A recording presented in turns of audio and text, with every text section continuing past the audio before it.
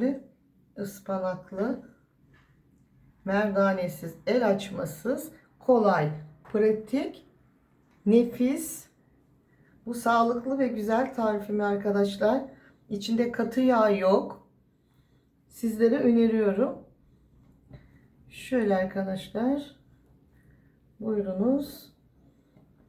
Altına koyuyoruz ve altıncısı hazır. Ispanaklı böreğim bakınız fırından çıktı şu güzelliğe. Merhaba arkadaşlar. Servenin mutfağına hoş geldiniz. Bugün sizlere ıspanaklı börek yapıyorum.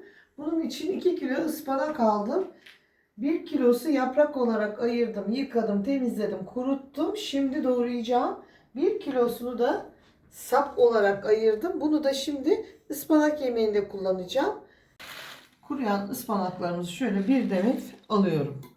Daha sonra şekil vermekle hiç uğraşmayın arkadaşlar. Zaman kaybı. Şöyle ortadan kestiniz. Bakınız bu şekilde. Hemen kestiğiniz yerden ikiye açıyorsunuz bu şekilde. Kırıntıları da alt kısmına koyuyorsunuz. Mümkün olduğu kadar ince ıspanaklarımızı bu şekilde kesiyoruz. 2 tatlı kaşığı tuzum var. 5 su bardağı undan yarım bardağını ayırdım kontrol amaçlı. 2 su bardağı suyumu yavaş yavaş unuma yedireceğim. 2. su bardağı suyumu veriyorum. Şimdi kalan unu da güzelce suya yediriyorum. Bu şekilde artık toparlıyorum ve hamurumu yoğuruyorum.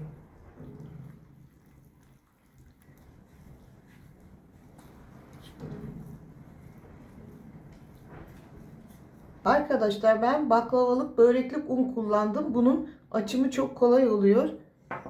Yarım bardak unumu da ilave ettikten sonra son yoğurma işlemini tamamlıyorum. Şöyle alıp vereceksiniz arkadaşlar. O zaman bakın böyle yapınca hem içindeki gluten açığa çıkıyor. Böyle yaparsanız açımı çok kolay oluyor.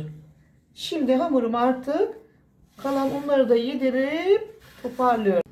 Şu şekilde arkadaşlar bakınız lokum gibi bir hamurumuz oldu. Bir 5 dakika bu şekilde arkadaşlar yoğurdum ve içerisindeki gluten açığa çıkmasını sağladım. Buyurunuz. Sonuç bu. Kıvam bu. Bakınız tekrar geri geliyor. Şöyle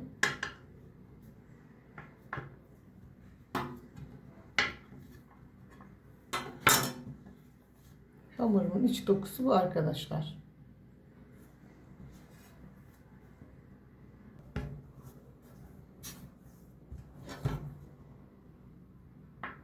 Tekrar 2'ye kesiyorum.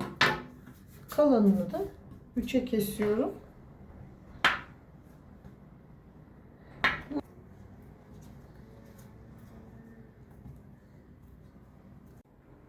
...11 adet bezemi bu şekilde zeytinyağının içerisine bıraktım. İlk yaptığımda şimdi elimle açmaya başlıyorum arkadaşlar. Şöyle alıyorum.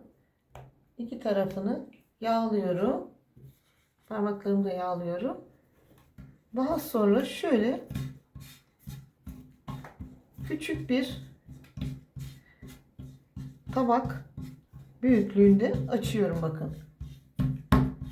Bugün ben hiç tereyağı kullanmıyorum arkadaşlar. Ispanak ve zeytinyağı. Hamurumun içerisine de tuzdan başka hiçbir şey koymadım. Buyurun. Bu şekilde hazırladıklarımı şöyle atıyorum arkadaşlar. Bir diğerini alıyorum. Bunu yağın içerisine bırakıyorum. Tüm bezelerimi hiç dinlendirmeden arkadaşlar bakın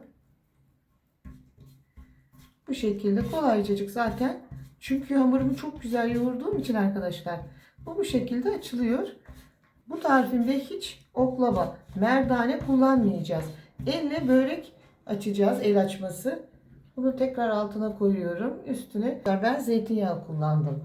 Dilerseniz ayçiçek yağı da kullanabilirsiniz.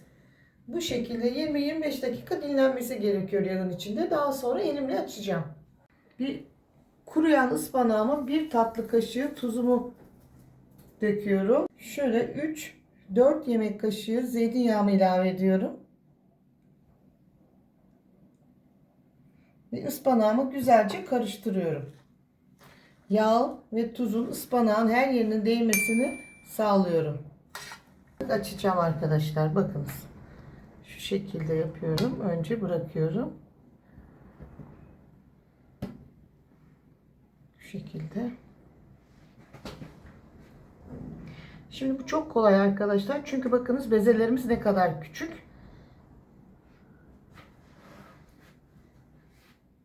Açabildiğiniz kadar açın. Zaten o kadar basit ki bunu açması. Bu şekilde.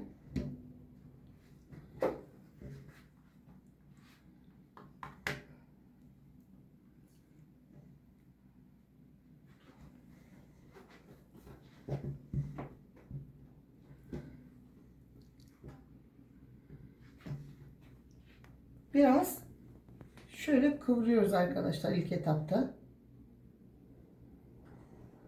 Bu şekilde olunca üstten pişerken ıspanaklar görünüyor. Çok şık oluyor. Tercih sizin. Şimdi bu kenardan arkadaşlar kapatmaya başlıyoruz. O kısmı da düzgün kalıyor. Şu kenarları da boş kalmasın. Bakınız. Çok da sıkmıyoruz.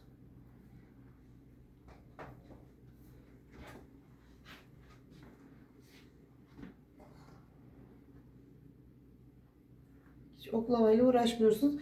İnanın 1 dakika sürmüyor. Yarım dakikada bir hamuru açabiliyorsunuz gönül rahatlığıyla. Buyurun, bir tanesi bu şekilde hazır. Önce şöyle biraz arkadaşlar kenarlarını inceltiyoruz. Daha sonra şöyle havalandırarak uzatıyoruz. Masamıza yapıştırıyoruz. Bu şekilde de yapabilirsiniz. Etrafında dönerek hamurumuzu açıyoruz.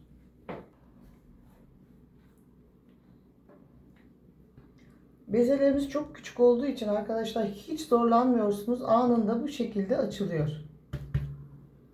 Bakınız. Şekli de hiç önemli değil. Nasıl açarsanız açın. Zaten saracağız. Gül şeklini vereceğiz. Peynirini ilave ediyorum.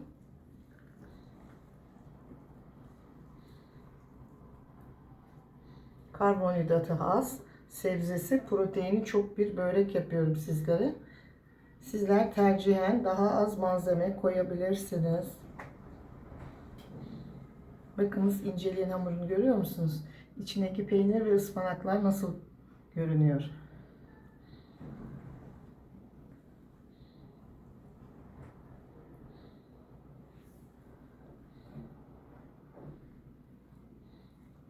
Buyurun, bir tanesi daha hazır. Şimdi şöyle gül yapıyoruz. Evet. Şöyle arkadaşlar. Buyurunuz. Altına koyuyoruz ve altıncısı hazır. 2 tepsi olacak ve ben tek tek pişiriyorum arkadaşlar.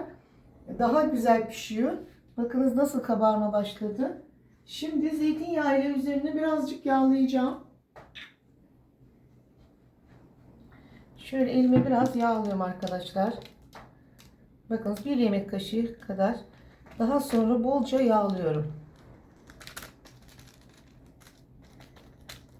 Şimdi 180 derece fansız fırında üzeri kızarana kadar pişmeye gidiyor. Ispanaklı böreklerim pişiyor. İkinci tepsi de hazır. Bu piştikten sonra ikinci tepsiyi ilave edeceğim. Daha bir yarım saati var. Birinci tepsi böreğim pişti. Altta ikinci tepsiyi yeni koydum. Şimdi birinci tepsimi çıkarıyorum. Bakınız arkadaşlar şu güzelliğe. Böreklerim pişti. Şimdi fırından çıkarıyorum. Ispanaklı el açması böreklerim muhteşem oldu.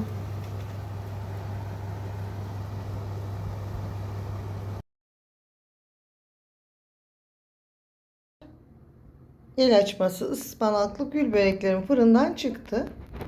Videomu izlediğiniz için çok teşekkür ederim. Vermiş olduğum ölçüden 12 adet ıspanaklı böreğim çıktı. Bir tepsisi fırında pişiyor. Bir tepsisini çıkardım. Ispanaklı böreğim bakınız fırından çıktı şu güzelliğe.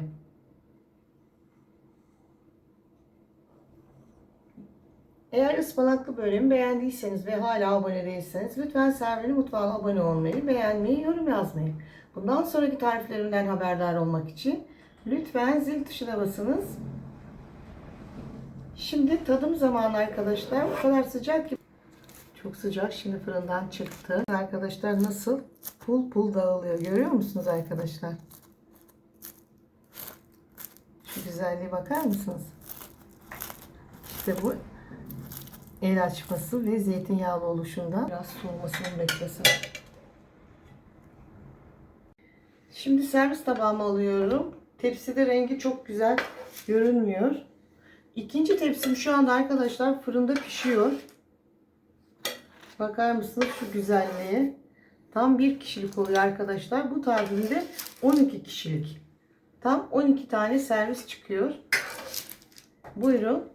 Deneyecek olan herkese afiyet olsun.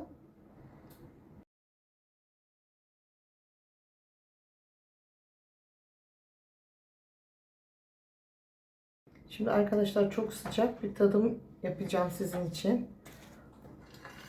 Şöyle alayım bir tanesini. Buyurunuz bakınız.